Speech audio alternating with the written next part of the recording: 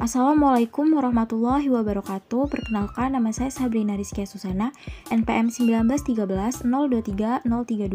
Di sini saya akan mempresentasikan hasil kerja saya, yaitu terkait materi Lysozyme in Water sebagai pemenuhan tugas kimia komputasi. Yang pertama, pendahuluan. Gromens merupakan aplikasi yang melakukan simulasi dinamika molekul berdasarkan pendekatan persamaan hukum Newton dan mekanika klasik. Gromens pertama kali dikembangkan oleh grup Hermann Behrensens, Departemen Biofisika Kimia Universitas Groningen. Gromens merupakan paket software gratis serbaguna untuk melakukan dinamika molekuler. Dengan kata lain, mensimulasi persamaan gerak Newton terhadap suatu sistem yang mengandung ratusan hingga jutaan partikel. Software ini dirancang khusus untuk molekul biokimia seperti protein dan lipid yang memiliki banyak interaksi ikatan yang rumit. Gromens sangat cepat dalam menghitung interaksi non-bonding yang seringkali mendominasi simulasi. Gromens mudah dioperasikan dengan file, topologi, dan parameter yang ditulis dengan format teks yang jelas. Untuk memperjelas, saya akan menayangkan visualisasi dari Lysozyme dalam air.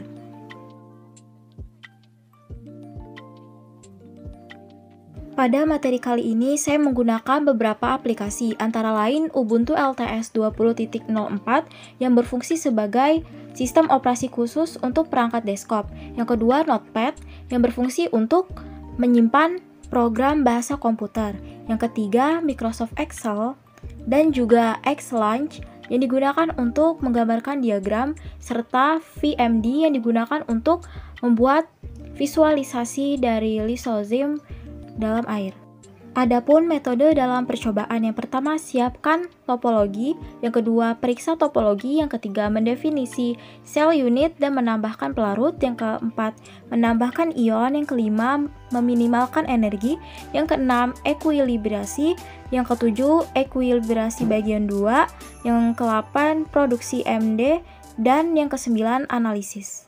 Berikut adalah tutorial Lysozyme. Tahap pertama yang kita lakukan adalah mengklik RSCB, setelah itu mendownload satu AKI dan memindahkan file ke dalam user pada folder C dengan membuat folder baru yaitu compute.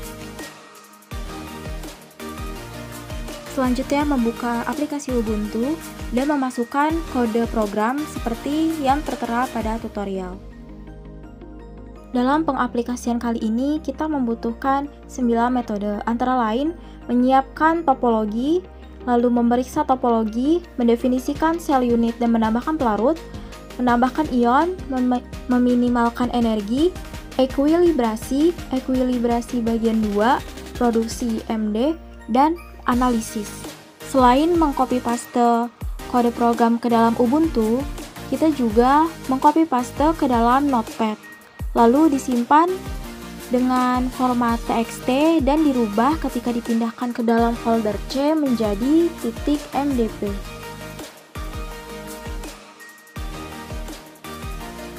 Mengikuti langkah dengan hati-hati, karena ketika kita salah, kita akan mengulangnya dari awal. Berikut hasil yang diperoleh. Setelah mengikuti beberapa langkah, maka akan tersimpan di dalam folder C, yaitu dengan format XVG. Setelah itu, kita akan mencoba membuat grafik menggunakan Microsoft Excel dengan cara mengklik folder tersebut, lalu next, dan finish. Setelah itu, memilih semua angka dan mengklik insert dan membuat grafik. Maka akan diperoleh grafik sebagai berikut. Ketika kita ingin merubah warna, maka juga bisa. Dan ini merupakan grafik ketika dibuka dengan aplikasi Xlaunch. Dengan cara menuliskan di Ubuntu xmgrage, nama file. Melakukan langkah yang sama seperti potensial tadi, dan sekarang kita akan membuat grafik dari temperatur atau suhu. Berikut gambar dari grafik temperatur. Dan ini juga gambar grafik dari temperatur dengan menggunakan aplikasi Xlaunch. Melakukan hal yang sama pada tekanan atau pressure.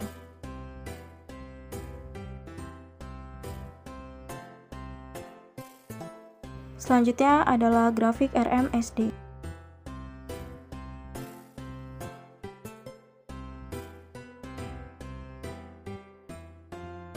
Yang terakhir adalah grafik dari Giret dengan menuliskan di Ubuntu xmgrace dan nama filenya.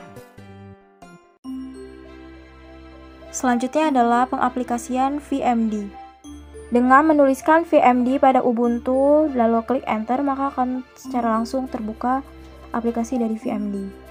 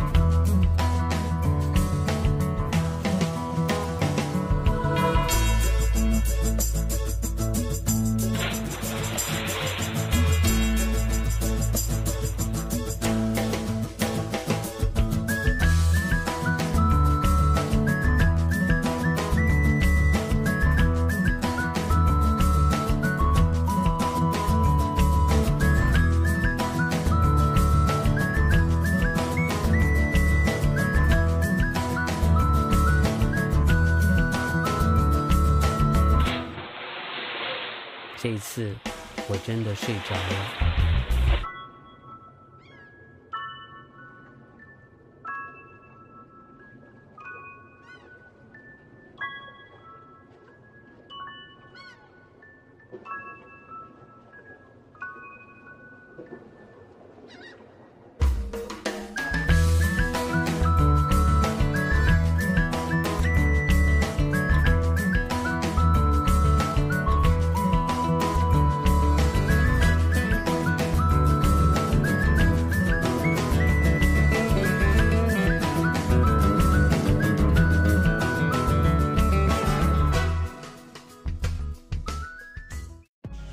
Setelah melakukan percobaan, maka akan diperoleh beberapa grafik, antara lain yang pertama, grafik energi potensial. Grafik energi potensial bergerak turun. Hal ini karena energi potensial pada protein sengaja diturunkan untuk pergerakan protein terjadi secara terbatas, agar pada sistem tetap setimbang. Dengan cara meminimalisasikan energi sistem, tidak terpengaruh dari luar dan berjalan secara terbatas, sehingga energi protein itu tetap berjalan secara konstan. Yang kedua, terdapat grafik temperatur. Grafik temperatur ini terjadi secara konstan berdasarkan kesetimbangan NVT. Selanjutnya terdapat grafik pressure atau grafik tekanan. Grafik tekanan terjadi secara stabil, di mana hal ini terjadi karena temperatur dan densitas yang konstan, sehingga tidak terjadi denaturasi. Selanjutnya, hasil grafik dari RSMD. Grafik RSMD terjadi kenaikan dari 0,0 ke 0,05. Hal ini terjadi pada awal saat simulasi protein, yaitu perubahan keterbukaan pada semua sampel, sehingga terjadi ketidakstabilan, maka terdapat puncak 0,6 dan 0,15. Hal ini terjadi karena temperaturnya. Dan yang terakhir, hasil grafik dari Giret atau radio. Adapun pembahasan dari hasil percobaan, berdasarkan visualisasi menggunakan GROMACS, terlihat protein ditambahkan dengan air. Hal ini terjadi karena protein mudah larut dalam air dan mudah bereaksi, sehingga protein lisozim ketika bereaksi dengan air akan memiliki gaya interaksi antar molekul yang saling berhubungan dan mengakibatkan ikatan peptida pada rantai asam amino akan sangat rentan terputus dengan adanya gangguan yang diberikan dari molekul air dalam lingkungan ke sistem. Selain itu, fungsi dari penambahan Cl dalam NaCl yaitu untuk pergerakan dari molekul ke molekul. Oleh karena itu, simulasi protein ini harus stabil dengan ditambahkannya ion Cl.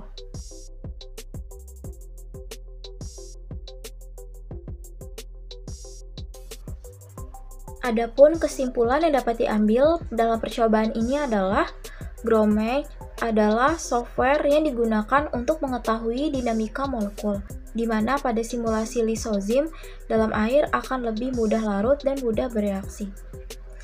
Lalu, pada simulasi lisozim dalam air diperoleh beberapa grafik, antara lain grafik potensial, grafik temperatur, grafik pressure, grafik RSMD, dan grafik Giret. Kemudian, semakin bertambahnya waktu, energi potensialnya akan semakin menurun, dan pada temperatur serta tekanan akan terjadi perubahan konstan. Baiklah, sekian yang dapat saya sampaikan. Kurang dan lebihnya mohon dimaafkan, dan saya mengucapkan terima kasih. Wassalamualaikum warahmatullahi wabarakatuh.